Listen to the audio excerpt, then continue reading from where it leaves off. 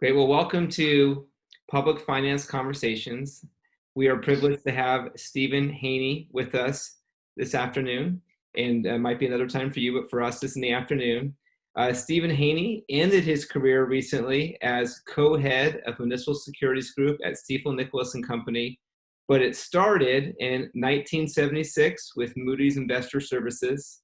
He then went on to Croker National Bank, was there for about 5 years until 83, and then joined E.F. Hutton, and then E.F. Hutton was sold, and then he joined Stone Youngberg, who was then later sold to Stifel Nicolaus, where we've already described that position. He grew up in Tulsa, Oklahoma, until he moved in high school, so quite a big change there in the middle of some very important years. He has a BA from Texas Tech University and an MPA from Maxwell School of Citizenship at Syracuse University. So Steve, thank you for joining us. Well, thank you for having me. I'm pleased to be here. How did I do in the bio? Is there anything I left out there? No, I think it was good. The one thing I would note is it was Crocker Bank, not Croker. But okay, I'm sorry. It's gone anyway, so it doesn't matter. Okay, and I apologize. But there's also some other services that I did not mention there. I mentioned positions. There has been roles as on MSRB and also at Cal PSA, which we're going to talk about a bit. So quite a lot of experience packed in there with also the role that you've served. Steve, for much of your career, you have served as a municipal investment banker. Tell us about what a municipal investment banker does. Are you sitting in a branch office waiting for a city manager to come in and say, I need some money for my city hall? I would love to have done that, but no, that wasn't really the way it worked out. So, an investment banker that's a functional role within the underwriter firm.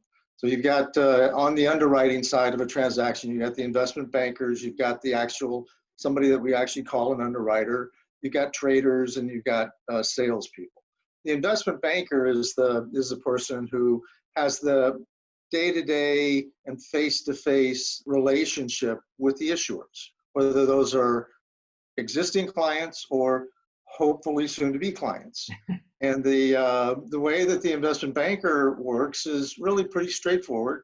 The investment banker comes up with ideas or responds to requests for proposals.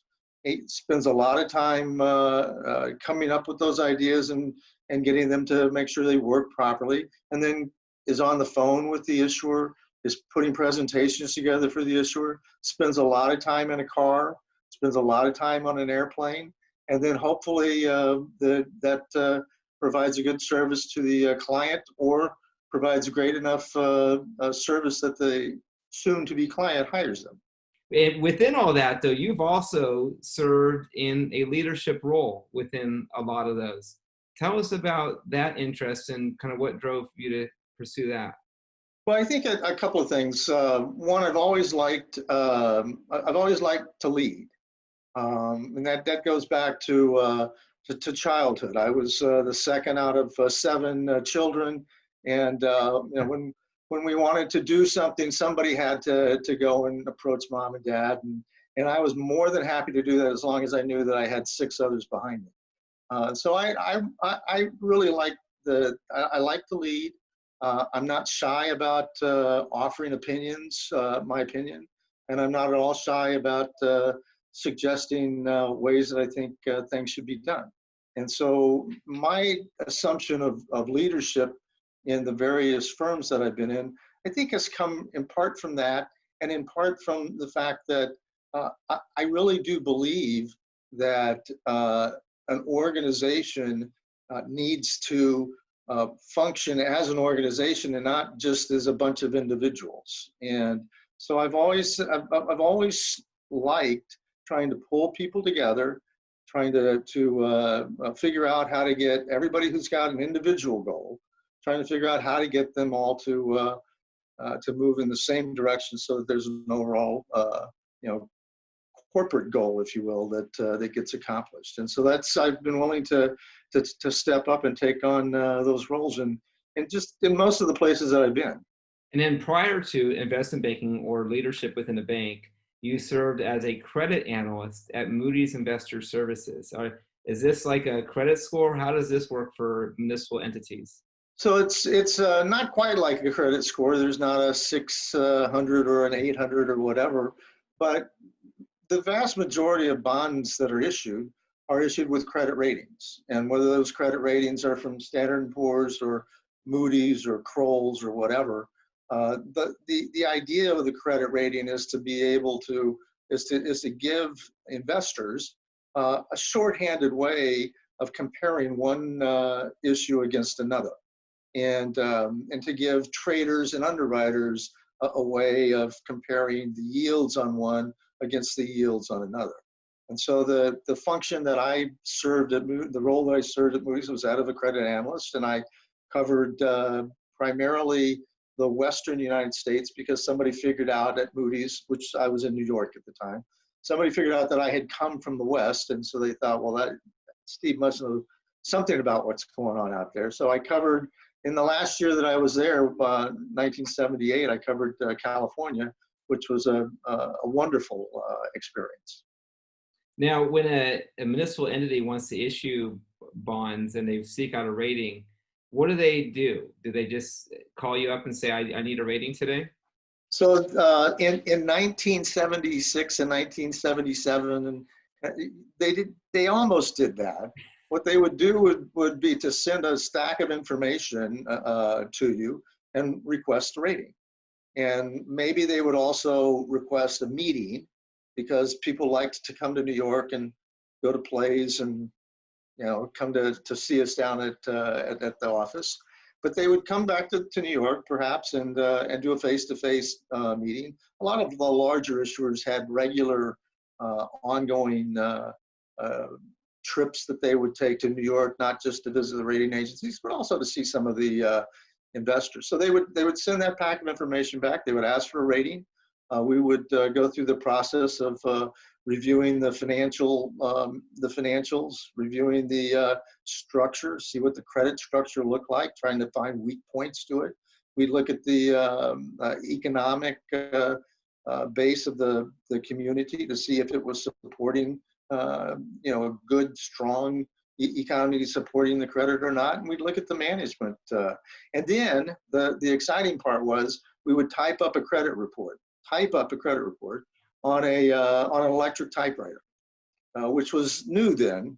Some of the guys in the office had old typewriters that weren't electric yet, but we had, and our data, you know, our data storage was several large aluminum file cabinets, all filled with papers.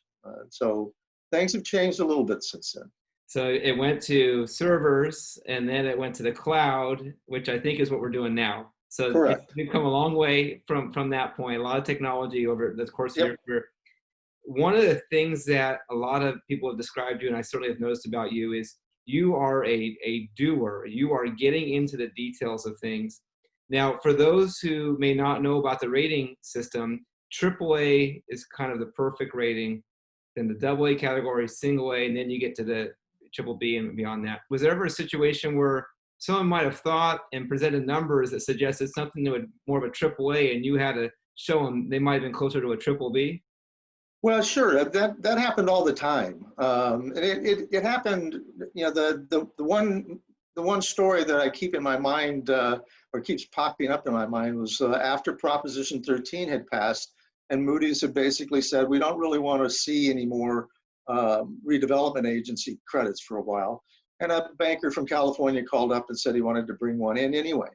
And he had found the perfect credit. It was going to work. It would work under our criteria. And he came in, he showed, we sat in the conference room, he was going through the numbers, the client was there, and we stopped in the middle. I said, hold, time out.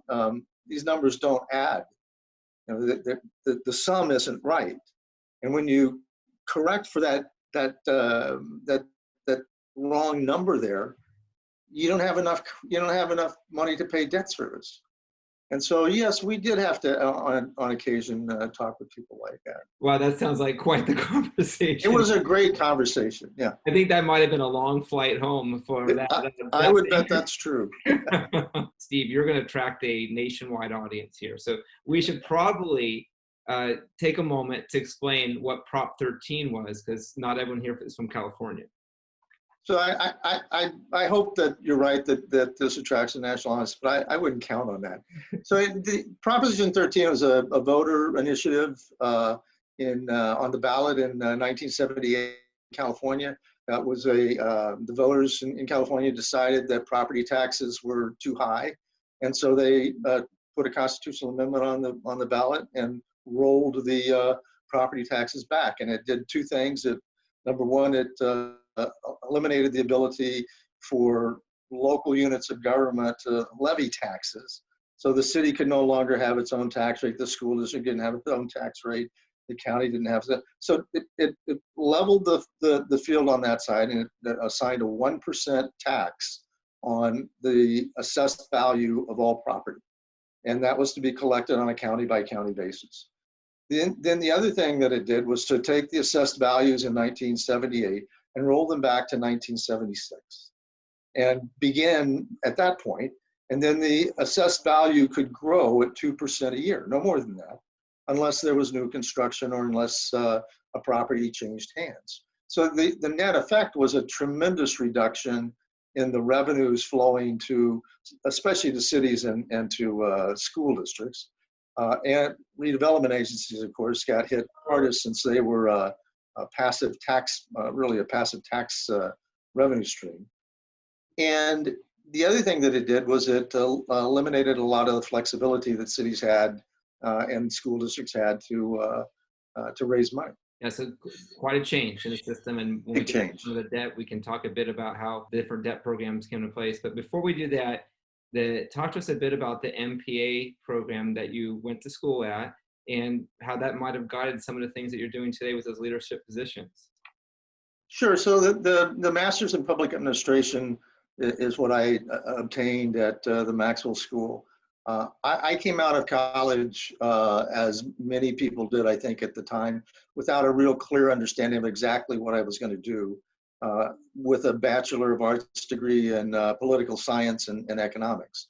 And a professor of mine had suggested, since I had exhibited and had expressed an interest in city management and in city government, that I go get a Master's in Public Administration. So I did. That sounded like a good idea. Now I had a plan, and so I did it. I went and I got a Master's in Public Administration, and I thought, for all intent and purposes, that I would get the Master's in Public Administration and go into city management. It didn't quite work out that way. Instead, I went into Moody's.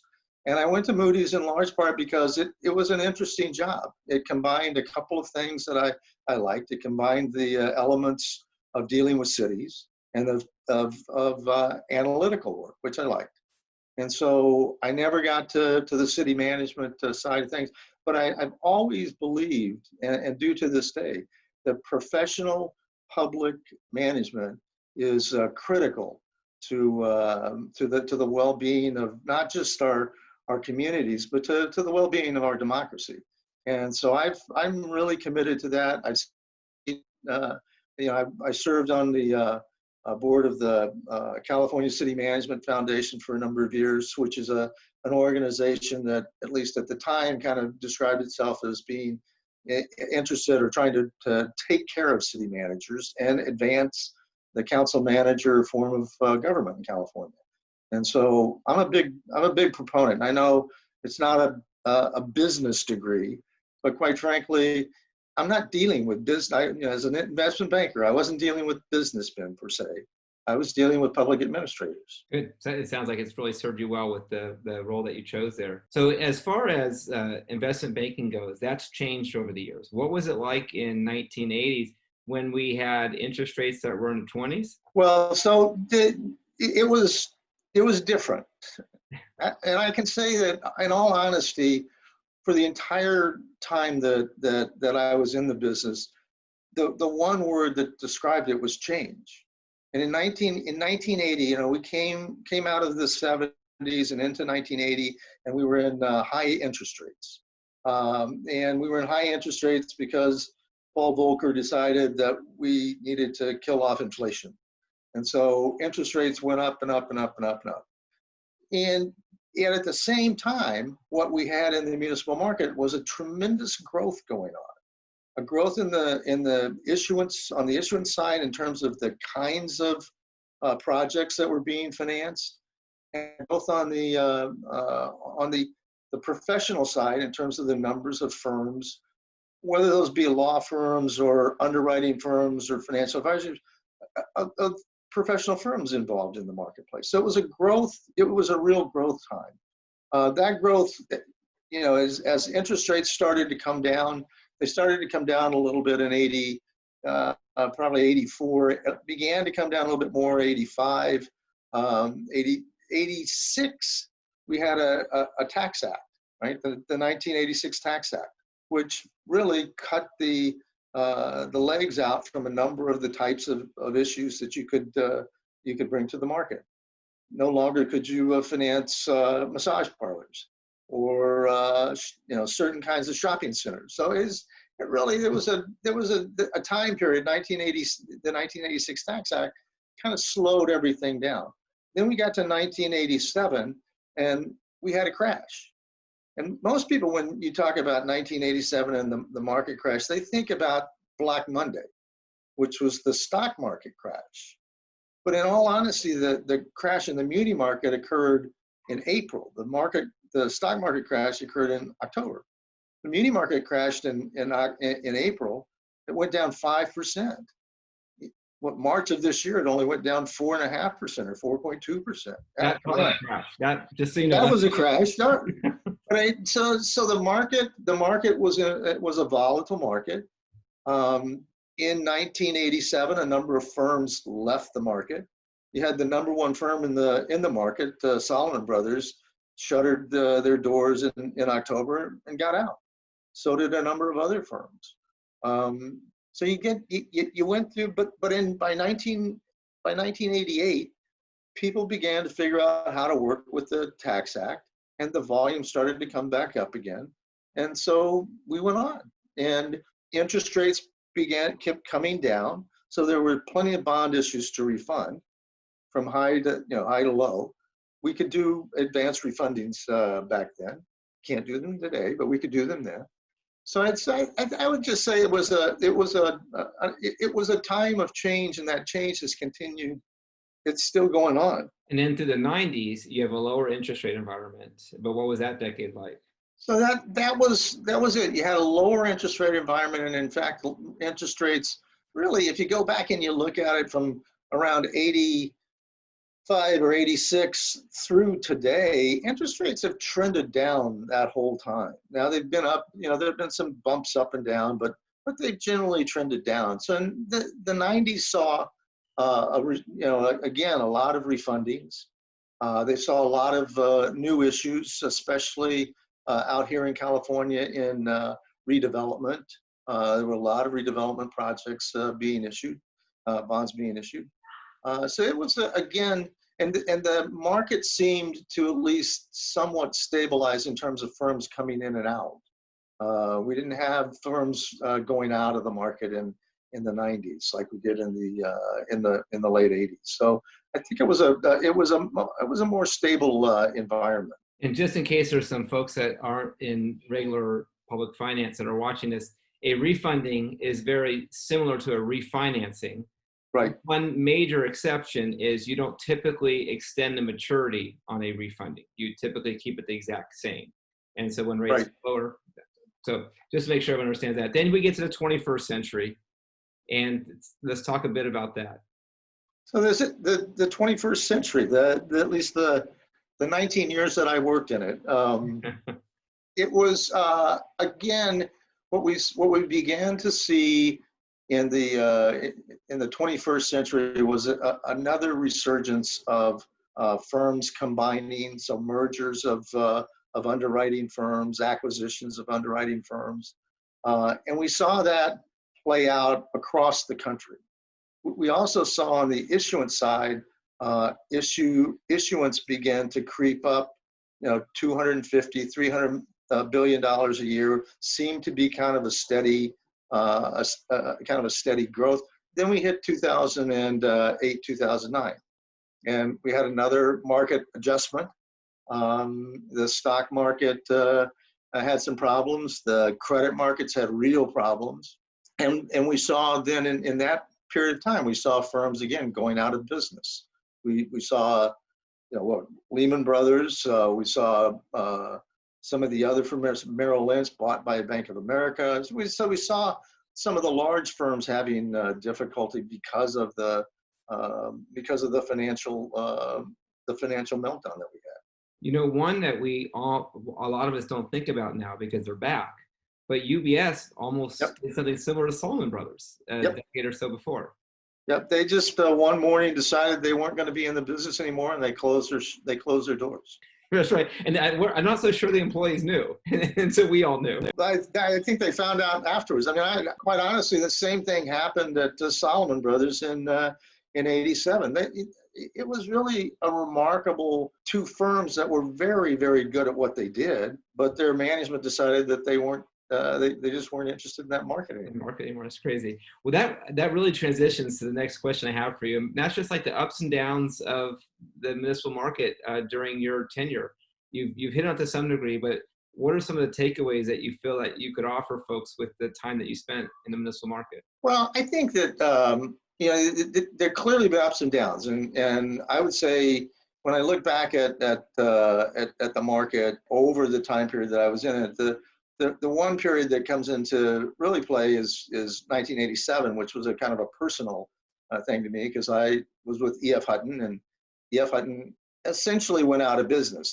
They sold the firm, but I didn't have a job, so that was a kind of a down kind of thing. What I would say to people is that this is the market for municipal bonds. The need for financing in the municipal area is not diminishing. It hasn't diminished one bit since I got into the business in 1976. It's in fact continued to escalate. So I think if people would just understand that this is a long-term game, you ought to plan for the long term, and you ought to do it right. You ought to do business the right way. And if you do business the right way, which is honestly and morally, then you're going to succeed, and you're going to have a long career. You have an opportunity to have a long career in this business. That's great. Thank you. Dan, the next thing I wanted to ask you a bit about is with these leadership roles at some of these very large banks that you've worked at, what are the ingredients that have come together that have led to some of the success that they've had? So I think that there really are the two main ingredients. One is the people and the chemistry that people have with each other, so that people can work with each other and not at crossways with each other or cross sections. Because in all honesty, while most people think of themselves as in the investment bank anyway, think of themselves as sole practitioners, and they were the only ones who did this. It takes a lot of people to actually do a transaction right. And so I think to the extent that you've got people whose chemistry works together so that they're willing to help each other out, they're more than willing to to give ideas to other people and to bring people along. I think that's a key ingredient. The second thing I would say is I think management is a critical ingredient. And during the course of time that I was at Stiefel, we went through, if I remember right, either 4 or 5 different acquisitions, and we had a pretty good sense of how to make those work. And the way that you made them work best was to manage very lightly. You don't go in, and I knew this from Stone and Youngberg, and I never went into somebody's office and told them what to do. I went into someone's office and asked them what they needed. And if they could tell me what they needed, I went out and got it. And so, because that, to me, that was the management that they needed. That was the help. And so I think management, generally a light hand in management. And then I think the other critical thing is the people and their chemistry and attitude. Thank you. That's, I think, very good advice on both sides. And that light-handed management, I'm sure, is very appreciative and has led to a lot of success. And you've also, on the MPA side, the management side too, is You've served as a leader for the Cal PSA and also as vice chair at the MSRB. Would you mind talking about how different those two organizations are and the roles you serve there?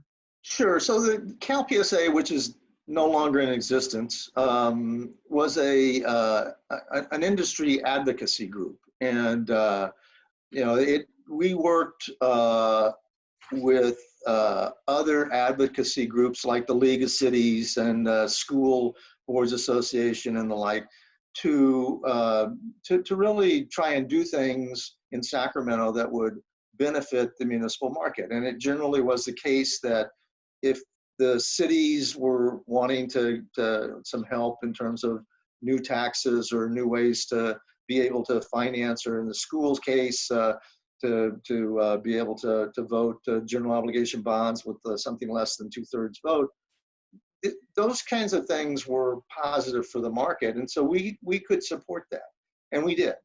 Unfortunately, one of the state treasurers decided that we were a little bit too closely aligned with the local governments and the school districts, and so came up with a way to put Cal PSA out of business, and they did go out of business. The MSRB, the Municipal Securities Rulemaking Board, is a regulatory body. And so I was on that board for 4 years as a regulator. And my term coincided with the Dodd-Frank enactment, Dodd-Frank bill, and went to 2013. And it was great. The Municipal Securities Rulemaking Board writes regulations for the broker-dealer community in the municipal market, and now writes regulations for the financial advisor community in the municipal market. And I honestly looked at that as giving something back to the industry. I've taken a lot of I've taken a lot out of the industry. I've benefited by being in the industry, and I've learned a few things, and I thought it was very much incumbent on me to in effect pay back by serving in that capacity. So for those who don't know what the MSRB is, Municipal Securities Rulemaking Board, but they don't actually enforce their rules, do they? No.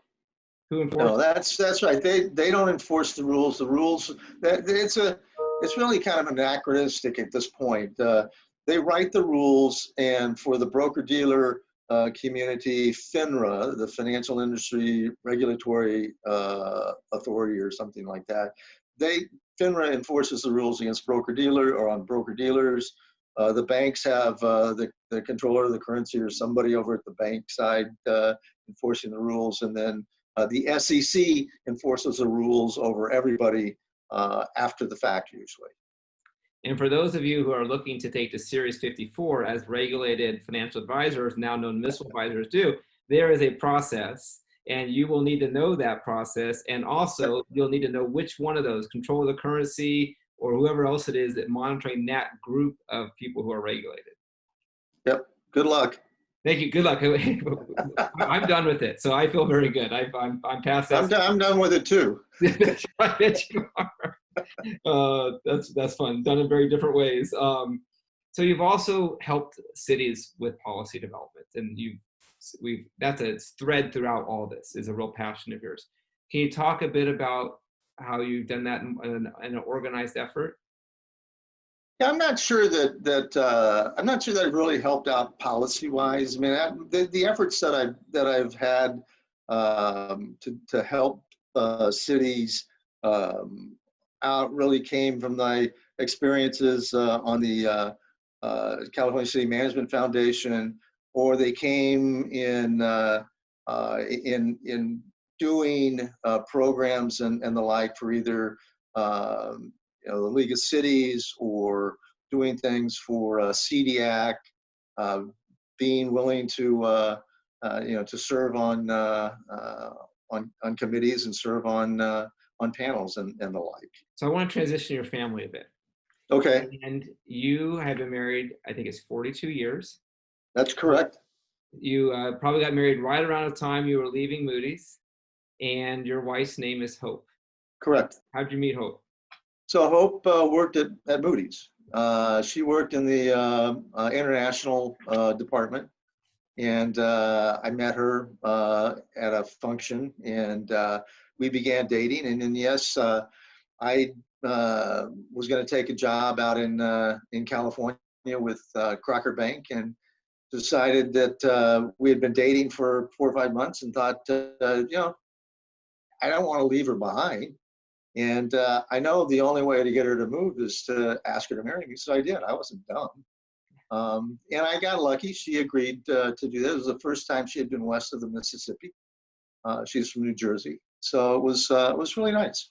That's great. That's great to hear. And congratulations on 42 years.